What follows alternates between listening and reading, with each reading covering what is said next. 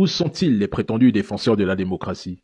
Pourquoi ne condamnez-vous pas le président William Ruto au Kenya? Ou bien, votre notion de démocratie se limite à l'AES? La décision de William Ruto d'augmenter les impôts au Kenya est en grande partie influencée par les recommandations du FMI et de la Banque mondiale.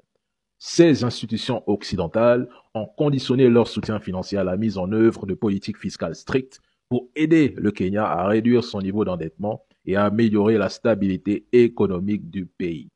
Les protestations ont éclaté en réponse aux propositions de la loi de finances 2024-2025 qui inclut des augmentations de la TVA sur des produits essentiels et de nouvelles taxes sur divers biens et services. Le président William Ruto du Kenya, considéré comme l'un des chefs d'État africains les plus influencés et soumis par les puissances occidentales, risque bel et bien d'aggraver la situation dès aujourd'hui. Plutôt que de chercher à peser les tensions et à rassurer le peuple, il semble lui déterminé à imposer sa vision par la force et la terreur.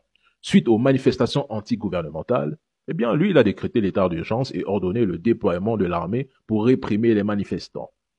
Ruto justifie ces mesures en affirmant que la sécurité nationale et l'ordre constitutionnel sont menacés par les manifestations.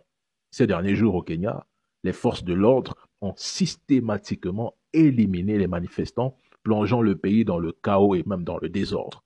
Le bilan des victimes risque de s'alourdir dans les prochaines heures.